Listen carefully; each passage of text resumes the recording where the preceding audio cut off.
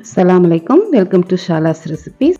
இன்றைக்கி நம்ம என்ன ரெசிபி பார்க்க போகிறோம்னா, ஓவன் இல்லாமல் இப்போ ஈஸியான முறையில் சாஃப்டான மில்க் பன் எப்படி செய்யலான்னு பார்க்கலாம் வாங்க. வார்ம் மில்க் 3/4 கப் எடுத்துக்கலாம். அதில் சுகர் 3 டேபிள் ஸ்பூன் சேர்த்து நல்லா மிக்ஸ் பண்ணிக்கோங்க.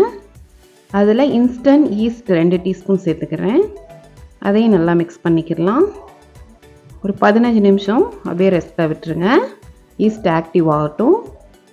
ஆக்டிவ் ஆயிடுச்சு. மைதா 2 கப் சேர்த்துக்கலாம். ஒரு எக்கை நான் பாதி சேர்த்துட்டு பாதியை நமக்கு லாஸ்ட்டாக யூஸ் ஆகும். ஆயில் 3 டேபிள் ஸ்பூன் சேர்த்துக்கோங்க. சால்ட் 1/2 டீஸ்பூன் சேர்த்து நல்லா மிக்ஸ் பண்ணிக்கலாம். நல்லா பிசைஞ்சுக்கோங்க. நம்ம பிசைகிறதுல தான் பன் வந்து நல்லா சாஃப்டாக கிடைக்கும். டோ ரெடி ஆயிடுச்சு.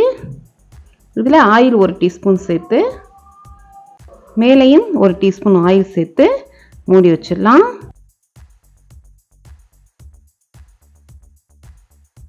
ஆகிறதுக்கு 1 மணி நேரம் ஆகும். நல்லா சூடான இடத்துல வச்சிங்கன்னா, அடுப்புக்கிட்ட வச்சிங்கன்னா சீக்கிரம் ரைஸ் ஆயிரும்.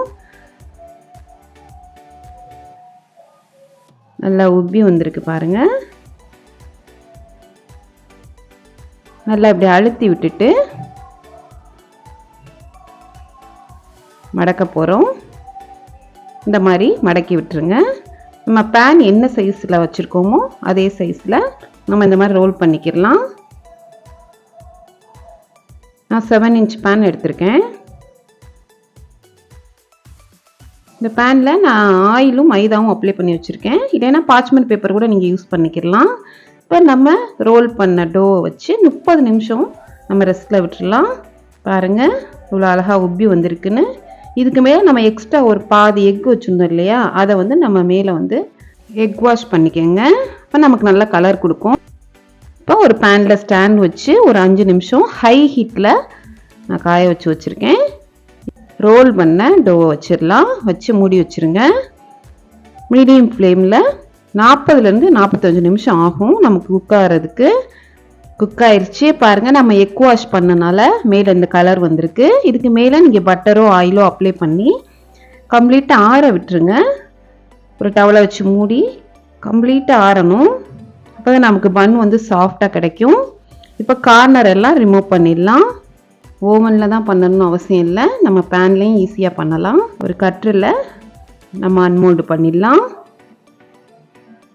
பாருங்கள் எவ்வளோ சூப்பராக வந்திருக்குன்னு. ஸ்டெப் பை ஸ்டெப் நான் சொன்ன மாதிரி நீங்கள் பண்ணிங்கன்னா சூப்பரான சாஃப்டான பன் கிடைக்கும் நமக்கு. ஒன்றும் இல்லைங்க, ஈஸ்ட்டு மட்டும் ஆக்டிவ் ஆகிறத நம்ம கரெக்டாக பண்ணணும், ப்ராப்பராக பண்ணணும். பாருங்கள் எவ்வளோ சூப்பராக சுலபமாக நம்ம வீட்டிலையே பன் செஞ்சாச்சு. நல்லா சாஃப்டாக இருக்குது பாருங்கள். நெக்ஸ்ட் வீடியோவில் பார்ப்போம். தேங்க்ஸ் ஃபார் வாட்சிங். பாய்.